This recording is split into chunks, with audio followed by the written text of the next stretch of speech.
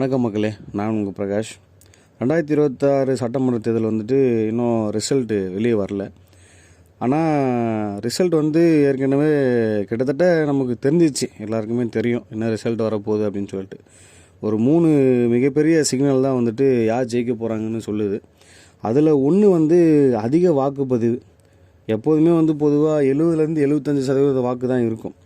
ஆனால் இந்த வாட்டி கிட்டத்தட்ட ஒரு 85% வாக்கு பதிவாயிருக்குன்னு சொல்லிட்டு எலெக்ஷன் கமிஷன்லேருந்து தெரிவித்திருக்காங்க. ஸோ இதுவே ஒரு மிகப்பெரிய ஒரு மாற்றத்தை கொடுக்க போதா, இல்லைன்னா இப்போ இருக்கிற அரசே தொடர போகிறாங்களா அப்படின்னு சொல்லிட்டு நம்ம பொறுத்து இருந்து தான் பார்க்கணும். குறிப்பாக பார்த்திங்கன்னா இந்த கொங்கு பேட்டலில் இயர்லி ஓட்டிங் ரொம்ப அதிகமாக இருக்குது அப்படின்னு சொல்லியிருக்காங்க. சென்னை மாதிரியான சிட்டியில் கூட ஈவினிங் ரஷ்ஷு ரொம்ப அதிகமாக இருக்குது அப்படின்ற மாதிரி ஒரு நியூஸ் நமக்கு வந்திருக்கு. இதுலேருந்து ஒரு கிளியர் மெசேஜ் ஒன்று தெரியுது, மக்கள் ஒரு சேஞ்ச் மோடில் இருக்கிறாங்க அப்படின்னு மட்டுமே நம்மளால் சொல்ல முடியுது. கிட்டத்தட்ட பார்த்தீங்கன்னா இதில் இப்போ நம்ம ஒரு கேம் சேஞ்சர் பார்த்தீங்கன்னா பெண்களும் இளைஞர்களுடைய வாக்கு தான் நமக்கு ஒரு பெரிய ஒரு கேம் சேஞ்சராகவே இருக்க போகுது இந்த வாட்டி.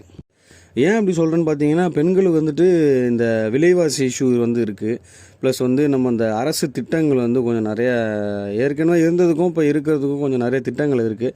ப்ளஸ் ஃபேமிலி பெனிஃபிட்ஸ் அப்படின்ற மாதிரி வந்திருக்கு. இவங்களோட ஓட்டு தான் இந்த வாட்டி கிட்டத்தட்ட நமக்கு ஒரு கேம் சேஞ்சராகவே இருக்க போகுது. இப்போ இந்த புதிய அரசியல் பார்த்தீங்கன்னா இந்த டிவிகே போன்ற கட்சி உள்ளே வந்ததுனால இப்போ இந்த இளைஞர்களும் மகளிரும் பார்த்தீங்கன்னா அதிக அளவில் ஓட்டு இந்த வாட்டி வந்திருக்குது. அது மட்டும் இல்லாமல் நம்ம இளைய தளபதி விஜய் வந்ததுனால, இப்போ அரசியல் அவர் டிவிகே தலைவர் விஜய் அவர்கள் வந்ததுனால இந்த இளைஞர்களுக்கு அரசியல் அப்படின்னா என்னன்னு தெரிய வந்திருக்குது. ஸோ இது மூலயமா அதிக ஓட்டு இந்த வாட்டி வந்தது காரணமே அந்த இளைஞர்களுடைய கூட்டம் தான். ப்ளஸ் லேடிஸோட ஓட்டு தான். கிட்டத்தட்ட இதெல்லாம் வச்சு பார்க்கும்போது இந்த பூலிங் பூத்து வெளியே இருக்கிற பார்ட்டியை வச்சே நம்ம சொல்லிடலாம்.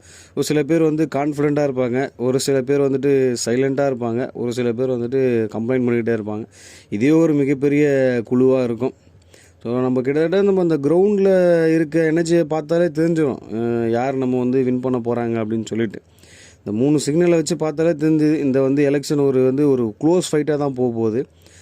பொறுத்திருந்து பார்க்கலாம். அது ட்ரெடிஷ்னல் ஓட் பேங்கர்ஸ் ஒரு புதிய பேங்கர்ஸ் உருவாகிருக்கிறாங்க இளைஞர்கள் பொறுத்த வரைக்கும். ஸோ அதை தான் சொல்ல வரேன். ப்ளஸ் இந்த புதிய பிளேயர்ஸ் இம்பேக்ட் கொடுக்குதோ அப்படின்ற மாதிரி இருக்குது. இந்த முறை தமிழகத்தில் ஒரு மிகப்பெரிய சர்ப்ரைஸ் வர வாய்ப்பு இருக்குது. வெயிட் பண்ணி தான் பார்க்கணும். மே 4 நமக்கு ஓட்டு கவுண்டிங் பண்ணுறாங்க, ரிசல்ட் அன்றைக்கி தான். ஸோ நம்ம பொறுத்திருந்து பார்க்கலாம் யார் ஆட்சி அமைக்க போகிறாங்க. ஆளுங்கட்சியான டிஎம்கேவா, இல்லைன்னா எதிர்கட்சியான ஏஐஏடிஎம்கேவா, இல்லை டிவிகேவா, யார் ஷாக் கொடுக்க போகிறாங்கன்னு நம்ம பார்ப்போம். ஓகே, இந்த வீடியோ உங்களுக்கு பிடிச்சிருந்துன்னா கமெண்ட் பண்ணுங்கள்.